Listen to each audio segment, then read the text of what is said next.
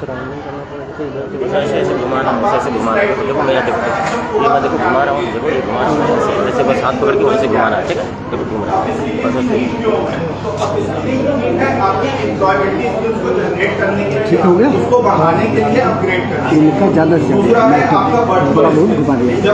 असल में सर ये था ना, जैसे इधर गए लेकर रहे थे तो वहाँ पर घूम रहे थे, मोबाइल का डायरेक्शन थोड़ा इधर, तो इसलिए हम सोचे कि पॉज का इसमें ऑप्शन रहता है सर। किसका? इसमें ये लाइव जैसे चला रहे हैं तो मान लीजिए थोड़ा इधर साइड में पॉज का ऑप्शन रहता है कि पॉज करके फिर जाओ, खड़े हो जाओ पीछे।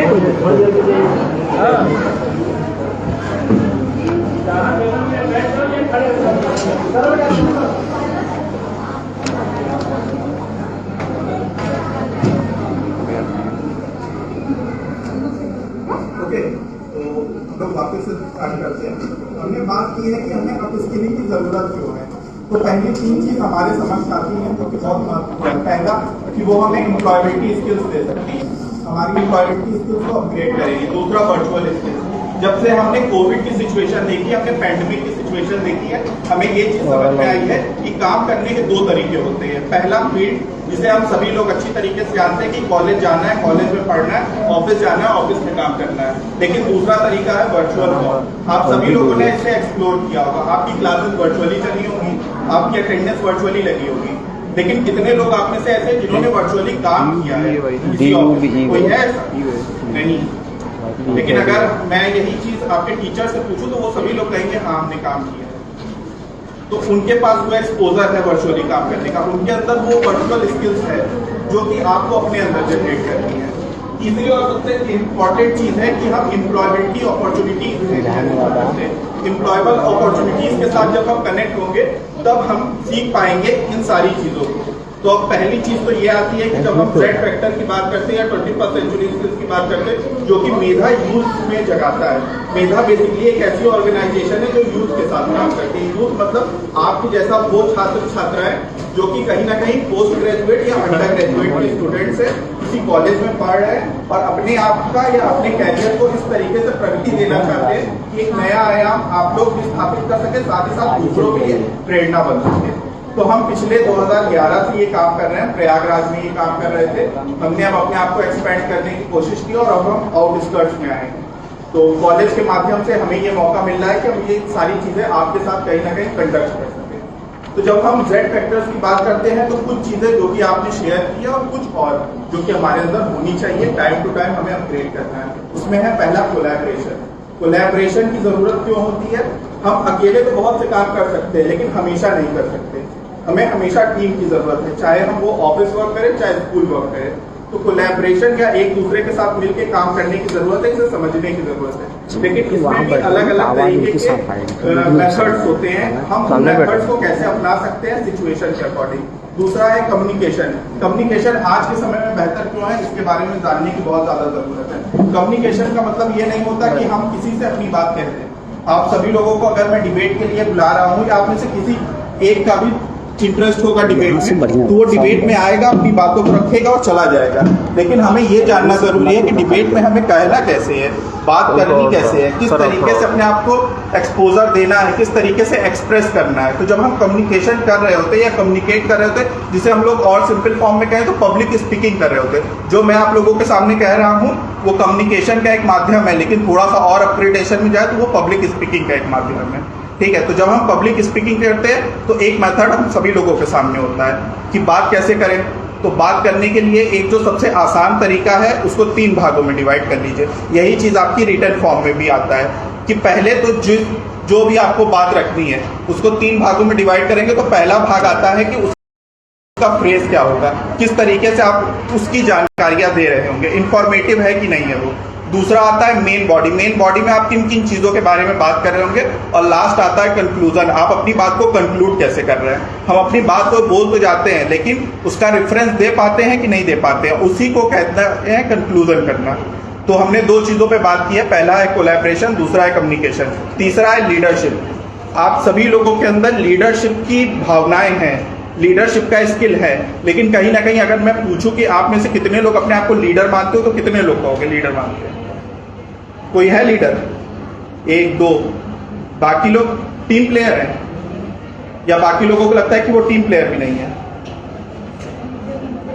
आप सभी, हाँ जी, किंग मेकर है, ओके। किंग मेकर को भी अगर हम लोग देखें तो वो कहीं ना कहीं टीम प्लेयर ही होता है, तो बनाएगा तो वही लीडर घूम फिर के। तो जब हम बात कर रहे होंगे लीडरशिप की या टीम मेकिंग की, तो उसमें सबसे इंपॉर्टेंट चीज आती है कि आप किस तरीके से एक छोटे ग्रुप को लीड करोगे। आज जब आप एक छोटे ग्रुप को लीड करना शुरू कर दोगे और कल को अगर आपका सपना है एज अ सिविल सर्वेंट इस कंट्री को कहीं ना कहीं एक्सपोजर देने का, इस कंट्री को लीड करने का, तो वो आपके काम आएगा। हम सिविल सर्वेंट का सपना बचपन से देखते हुए चलते हैं, कहीं ना कहीं वो हमारे लिए गवर्नमेंट जॉब के परिपेक्ष से होता है। लेकिन गवर्नमेंट जॉब का मतलब सिर्फ सिविल सर्विसेज ही नहीं है, ऐसी तमाम सर्विसेज है जहां पे आप लीड कर सकते हो, एक सोसाइटी को लीड कर सकते हो। अगर एज अ सोशल एंटरप्रेन्योर भी आप बन रहे हो, जैसे कि मेधा एक सोशल एंटरप्रेन्योर है, तो ये भी लीड कर रही है। किसको लीड कर रही है? वो यूथ को लीड कर रही है। आपके जैसे ही हमारे 97,000 छात्र छात्राएं हैं। पिछले साल जो हमने काम किया है वो लगभग हमने 4,500 स्टूडेंट्स के साथ काम किया है। तो हम ये पिछले 2011 से 3 स्टेट्स में काम करते चले आ रहे हैं। उत्तर प्रदेश हो गया, बिहार हो गया और हरियाणा हो गया। हम यहाँ पे गवर्नमेंट के साथ तो काम करते ही हैं, साथ ही साथ कॉलेजेस के साथ भी कहीं ना कहीं कनेक्टेड रहते हैं। गवर्नमेंट्स के साथ हम कैसे काम करते हैं? गवर्नमेंट के साथ काम करने का तरीका हमारा प्रोजेक्ट्स का होता है।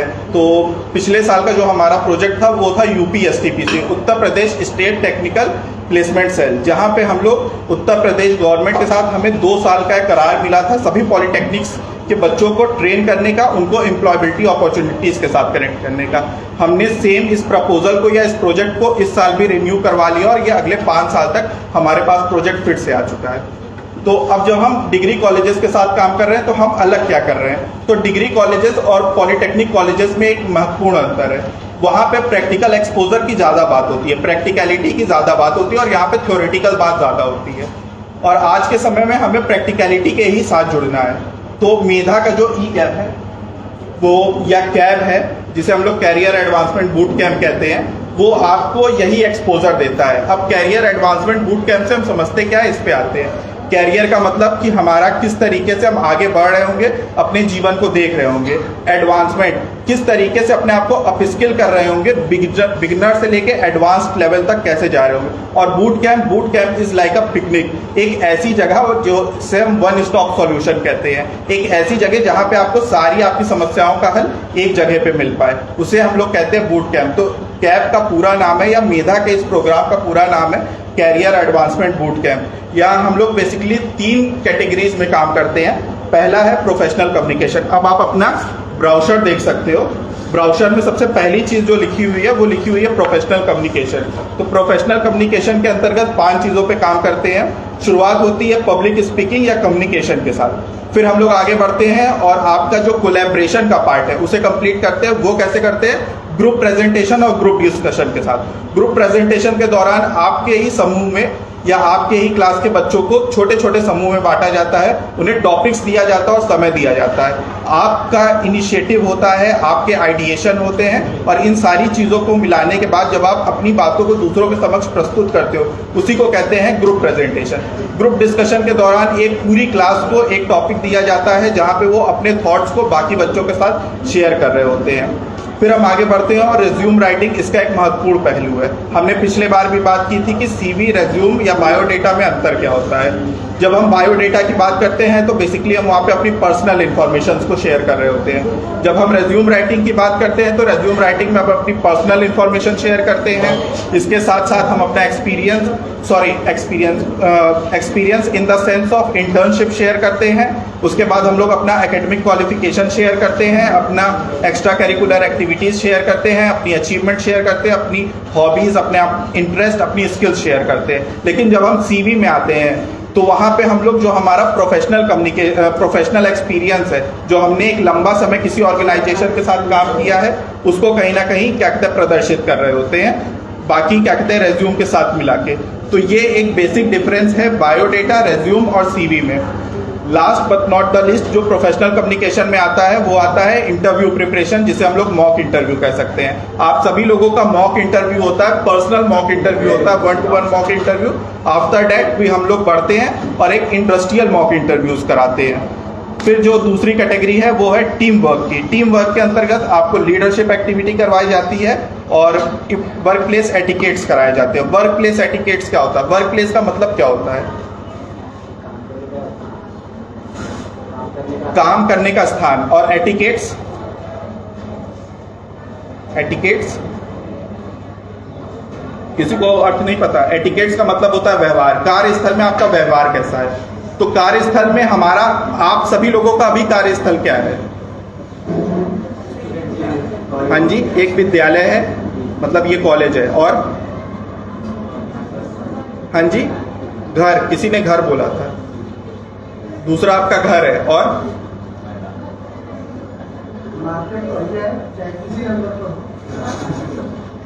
चलिए, दो चीजें हो गई, एक कॉलेज है, एक घर। और कितने लोग यहाँ पे कोचिंग क्लासेस करते हो?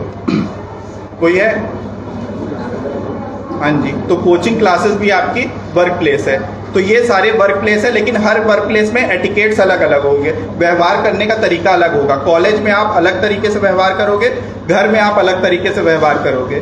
तो इसको भी जानना जरूरी है। जब हम किसी वर्क प्लेस में जा रहे होते हैं, किसी भी ऑर्गेनाइजेशन में काम करने जा रहे होते हैं, तो वहां हमें किस तरीके से व्यवहार करना है, ये सबसे इंपॉर्टेंट है। हम सभी लोग ग्रूमिंग की बात करते हैं ना, ग्रूमिंग में बेसिकली हम लोग बात करते हैं कि कपड़े किस तरीके से पहनने हैं, बात किस तरीके से करना है। लेकिन ग्रूमिंग सिर्फ इसी को नहीं कहते, ग्रूमिंग वॉइस मॉड्यूलेशन भी होता है। वॉइस मॉड्यूलेशन, कोई कुछ बोल रहा था?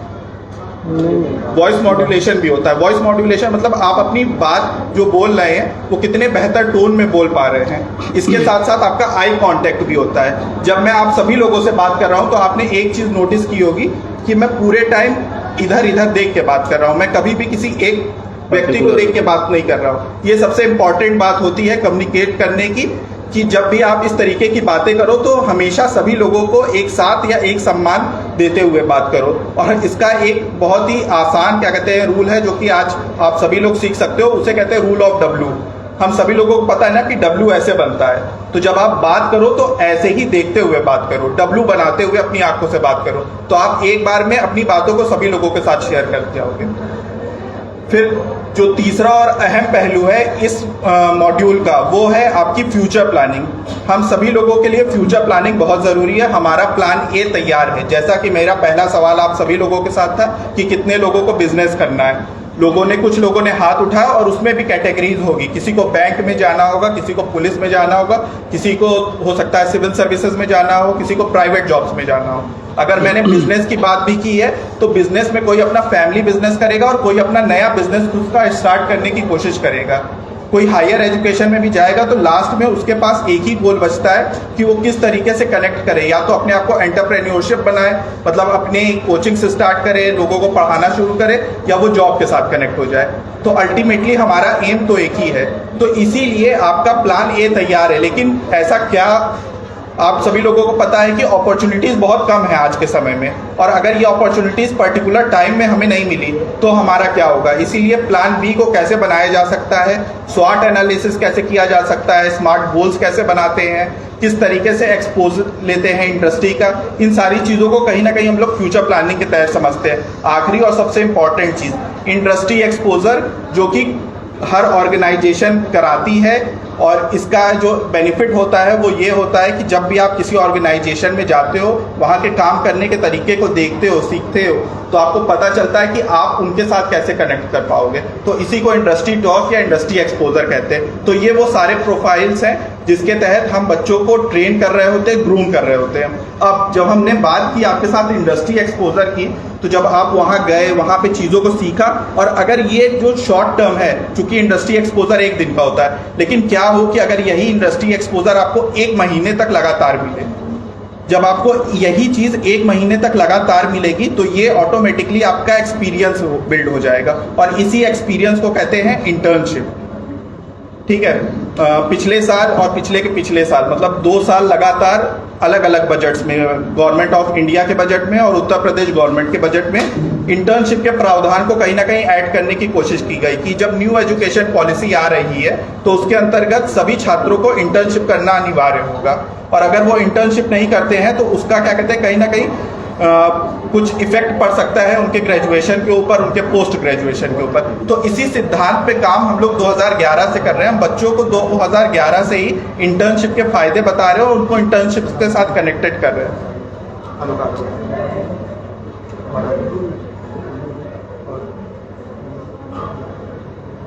तो ये वो कुछ ऑर्गेनाइजेशन है, कुछ कंपनियां हैं जो कि हमारे साथ टाई अप में हैं। बेसिकली हम इनके साथ एक ग्रूमिंग की काम करते हैं, जहां पे हम अपने स्टूडेंट्स को इन ऑर्गेनाइजेशंस में अटैच करते हैं, उनकी इंटर्नशिप्स करवाते हैं वहाँ पे, और इस इंटर्नशिप के माध्यम से बच्चे को ये पता चलता है कि वो अपना जो रोजगार का क्षेत्र है वो कहाँ पे देख रहा होगा और कौन सी इंडस्ट्री उसके लिए बेहतर होगी। तो ये वो कुछ ऑर्गेनाइजेशंस है। इसके अलावा भी हमारे पास मल्टीपल ऑर्गेनाइजेशंस है। अभी हमने हाल में ही एक कंपनी के साथ प्लेसमेंट ड्राइव कंडक्ट की थी, जहां पे श्रीराम ग्रुप का, अगर आप लोगों ने नाम सुना है, अगर नहीं सुना होगा तो घर जाके इसे सर्च कीजिएगा। श्रीराम ग्रुप 17 अलग अलग वर्टिकल्स में काम करती है। वर्टिकल्स क्या होता है इसके बारे में एक छोटी सी जानकारी। आप सभी लोगों ने टाटा का नाम सुना है ना? टाटा क्या क्या बनाती है? कार बनाती है। कार बनाती है। कार को हम लोग ऑटोमोबाइल्स कह सकते हैं, ठीक है। चाय पत्ती को हम लोग FMCG सेक्टर में डाल सकते हैं। नमक भी खाने का सामान है तो FMCG सेक्टर। टाटा स्काई का वो तो इसका मतलब डिजिटल केबल का भी उनका एक काम है। 3 सेक्टर हो गए। और हाँ जी, फ्रिज, स्टील 4 हो गए, 5 हो गए IT सेक्टर। और ये जो सेक्टर्स की हम बात कर रहे हैं ना, इन्हीं को वर्टिकल्स कहते हैं। तो इसी तरीके से श्रीराम ग्रुप है जो कि इंडिया में अलग 17 वर्टिकल्स में काम करता है। टाटा जो है वो इंश्योरेंस में भी काम करता है, टाटा बैंकिंग में भी काम करता है। आप सभी लोगों को पता होगा जो फोर्ड है वो भी, उसकी भी कहीं ना कहीं जो फंडिंग है वो टाटा कर रहा है। जो ऑडी है उसकी भी फंडिंग टाटा करता है इंडिया में। आउट ऑफ अब्रॉड में कोई और करता है, इंडिया में ये टाटा ही करता है। तो 17 अलग अलग वर्टिकल्स में काम करता है। इन्होंने अभी हमारे साथ एक करार किया था, जहां पे हमने ईश्वर शरण डिग्री कॉलेज इलाहाबाद में है, जो कि इलाहाबाद विश्वविद्यालय का एक पार्ट है, वहां पे प्लेसमेंट ड्राइव की थी, जिसमें 18 बच्चों को डेवलपमेंट ऑफिसर की जॉब कहीं ना कहीं दी गई है, जिसकी सैलरी 23,000 रुपए है। और उसके बाद इनके 3 महीने की जो ट्रेनिंग होगी उसके आधार पे इनको देखा जाएगा कि ये टीम लीडर, मतलब जिसकी सैलरी 45,000 है, उसके लिए ये एप्लीकेबल है कि नहीं है। तो ये इस तरीके की छोटी छोटी अपॉर्चुनिटीज हम लोग देते रहते हैं। लास्ट टू लास्ट ईयर हम लोग प्लेसमेंट ड्राइव कंडक्ट कर रहे हैं, प्लेसमेंट ड्राइव कंडक्ट कर रहे हैं या जॉब मेला कंडक्ट करते चले आ रहे हैं। इसका मेन मोटो यही है कि हम एक साथ एक जगह पे एक बच्चे को मल्टीपल कंपनीज की अपॉर्चुनिटी दे सके और वो इन सभी में बैठ सके और वो देख सके कि उसके लिए बेस्ट सुटेबल जॉब कौन सी है। तो ये आप देख सकते हो 24 अलग अलग कंपनीज हैं, वर्टिकल्स हैं, जिन्होंने क्या कहते हैं हमारे साथ ऑन बोर्ड किया था पिछले साल, और 356 बच्चों ने फाइनल ऑफर लिया था। तो इसी तरीके की ये जो छोटी छोटी अपॉर्चुनिटीज है, ये हम कॉलेजेस के साथ कनेक्ट होके इस तरीके के इवेंट्स कराते रहते हैं और बच्चों को ये अपॉर्चुनिटीज देते रहते हैं। सेम जो पैटर्न है हम लोग वो यहाँ पे भी फॉलो करेंगे। प्लेसमेंट ड्राइव के रूप में बच्चों को ग्रूम करने के साथ साथ उनकी इंटर्नशिप करने के साथ साथ, तो ये जो पूरी क्लासेस है, ये क्लासेस 30 डेज की होंगी, 30 दिन की क्लासेस होंगी। हर दिन आपका 1 घंटा क्या कहते हैं हमारे साथ कनेक्टेड रहेगा, 1 आवर आप हमारे साथ कनेक्टेड होगे, जहां हम लोग लर्निंग बाय डूइंग के कॉन्सेप्ट पे क्लास करेंगे। बेसिकली अभी आप लोग क्लास में आते हो तो थ्योरेटिकल चीजें पढ़ रहे होते हो, हमारे साथ थ्योरेटिकल चीजें नहीं होंगी। हम सिर्फ और सिर्फ प्रैक्टिकलिटी पे ध्यान देंगे और उसी को ही अब बिल्ड करेंगे। इसी के साथ साथ जितने बच्चे हमारे साथ कनेक्टेड होंगे उन्हें हमारी तरफ से एक गाइड दी जाएगी। गाइड एक तरीके से आप कह सकते हो कि वो एक किताब होगी जो 30 दिन आपके खत्म होने के बाद, अगर आपको लगता है कि इसमें आपको और कुछ सीखने की जरूरत है या कुछ और याद करने की जरूरत है, पढ़ने की जरूरत है, तो जितनी भी आपने प्रैक्टिकलिटी की होगी उसमें वो सारी चीजें लिखी हुई होंगी, उसमें वो सारे फॉर्मेट्स होंगे जो कि आपके आने वाले फ्यूचर के लिए जरूरी होंगे। आप उसे देख सकते होगे, कंसल्ट कर सकते होगे, साथ ही साथ उसका रेफरेंस आगे किसी को दे सकते होगे। प्लेसमेंट अपॉर्चुनिटी की बात कर ली हमने, इंटर्नशिप अपॉर्चुनिटी की बात कर ली, लेकिन इसका एक क्राइटेरिया होगा। क्राइटेरिया ये होगा कि एट लीस्ट 75% अटेंडेंस अनिवार्य होगी। 75% अगर अटेंडेंस आपकी नहीं है तो आपको मेधा का सर्टिफिकेट भी नहीं मिलेगा और इस तरीके की अपॉर्चुनिटीज में भाग लेने का मौका भी नहीं मिलेगा। साथ ही साथ जब आप 75% अटेंडेंस कंप्लीट कर लेते हो तो आप हमारे एलुमिनाई हो जाओगे। एलुमिनाई क्या होता है? जब भी हम किसी कॉलेज में पढ़ रहे होते हैं और हम अपने ग्रेजुएशन को या पोस्ट ग्रेजुएशन को कंप्लीट कर लेते हैं और उस कॉलेज को छोड़ देते हैं तो हम वहाँ के एलुमनाई हो जाते हैं। इसी तरीके से आप हमारी मेधा के 75% अटेंडेंस के बाद एलुमनाई हो जाओगे, जिसके एलुमनाई होने के बाद कुछ ऑफरिंग दी जाती है, कुछ सर्विसेज होती है। अभी उसकी जो हमारा बच्चा है फ्रंट से वहाँ बात करने का कि वहाँ फ्रंट से लो ठीक है। शुरू कर दी है क्या हर बहुत हो गया, चलो ठीक है, बस काफ़ी है। संजय उधर भेजना दो। अमेरिका संजय कर रहा है, अमेरिका बैन कर रहा है, लेकिन जो पूरी ऑर्गेनाइजेशन चला रहा है, जिसका हेड को हेड जहाँ पे काम करने वाला एक एक व्यक्ति हमारा स्टूडेंट है, मेधा का स्टूडेंट है। तो हमारा ये भी विजन है कि जो हमारा बच्चा पढ़ रहा है हमारे साथ, वो आगे चल के इस तरीके की ऑर्गेनाइजेशन एस्टैब्लिश करे अपने खुद के मेहनत के दम पे।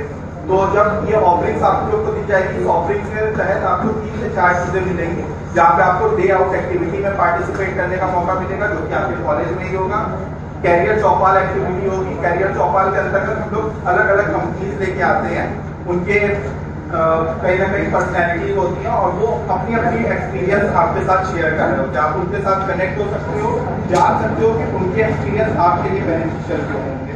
इसके बाद हम लोग रूबरू एक ट्रिप कराते हैं, जहाँ पे हम लोग एक फॉर्म शेयर कर रहे होते हैं और पूरी तरीके से ये एंटरप्रेन्योरशिप आइडियाज पे होता है। जिस बच्चे का एंटरप्रेन्योरशिप आइडिया बहुत अच्छा होगा, जिस बच्चे के पास उसका बिजनेस आइडिया होगा और जो कि एप्लीकेबल होगा, इम्प्लीमेंटेबल होगा, हम उस बच्चे को फ्री में पूरे इंडिया का टूर कराते हैं 3 से 7 दिन का।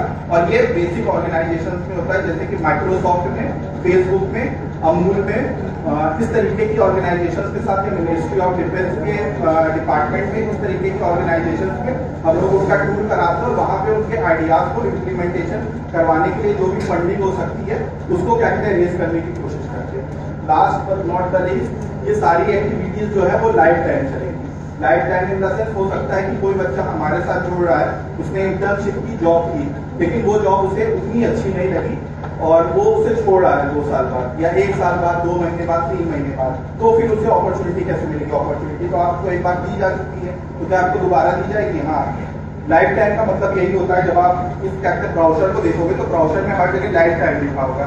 तो ये अपॉर्चुनिटी आपके साथ हमेशा एप्लीकेबल रहती है, क्योंकि आपको एक स्टूडेंट आईडी दी जाती है, आपको एक ऐप दिया जाता है, तो उस ऐप के माध्यम से आप अपनी लोकेलिटी में कौन सी जॉब अवेलेबल है ये भी सर्च कर सकते हो और वहाँ डायरेक्ट जाके इंटरव्यू दे सकते हो। जैसे ही आप वहाँ पे रजिस्टर करोगे, हमारे पास आपका डेटा आ जाएगा और हम वो पर्टिकुलर डेटा उस ऑर्गेनाइजेशन के पास भेज देते हैं। तो जब आप यहाँ से जाओगे तो आपको वो वेटेज दी जाएगी as compare to other student. तो this is what can Medha can do. और ये पिछले 2000 जैसे मैंने बताया 2011 से हम लोग कर रहे हैं, अलग अलग ऑर्गेनाइजेशन के साथ, अलग अलग कंपनीज के साथ कर रहे हैं और हमारा टाइप है ऑर्गेनाइजेशन के साथ। तो जब हम टाइप कर रहे होते हैं तो हम बॉन्डेड हो जाते हैं या पर्टिकुलर ऑर्गेनाइजेशन हमारे साथ बॉन्डेड हो जाती है कि हाँ हम आपको अगर ये अपॉर्चुनिटी देंगे तो इससे बेहतरीन देंगे, उसमें किसी प्रकार का कोई फॉल नहीं होगा। तो एक छोटा सा क्या कहते हैं ब्रीफ इंट्रो था हमारे बारे में, क्योंकि मैं आज आपके साथ शेयर कर रहा हूं। अब last but not the least, इसके साथ जुड़ेंगे कैसे? तो आप सभी लोगों को एक रजिस्ट्रेशन लिंक से पहुंचे ही नहीं, आलोक यहाँ पे, आलोक जो ये मेरे क्या कहते हैं कलीग हैं, आलोक कुछ रहना चाहिए कॉलेज में देख लेते हैं, ज़्यादा नहीं प्रकार की काउंसलिंग की जरूरत है। आप आलोक के साथ या मेरे साथ, मैं भी यहाँ पे आऊँगा तो आप मेरे साथ कनेक्टेड हो सकते हैं। इस ब्राउजर के पीछे आलोक के अपना नंबर भी लिखा हुआ है। इनकेस अभी आपको लगता है कि आपके पास सवाल है लेकिन अभी आपको नहीं बोलना है या अभी आपको नहीं पूछना है, तो आप हमें कॉल करके, व्हाट्सएप करके भी उन सवालों को पूछ सकते हो। हम लोग नेक्स्ट डे कॉलेज में मिलेंगे और उस पर्टिकुलर टॉपिक पे आपकी ग्रूमिंग की जाएगी। हम आपकी काउंसलिंग करेंगे, इस कैरियर कोर्स के साथ आपको कनेक्ट करवाएंगे, आपकी इंटर्नशिप पे ध्यान देंगे और आपके प्लेसमेंट पे ध्यान देंगे। कुछ बच्चों का ये भी सवाल हो सकता है कि हम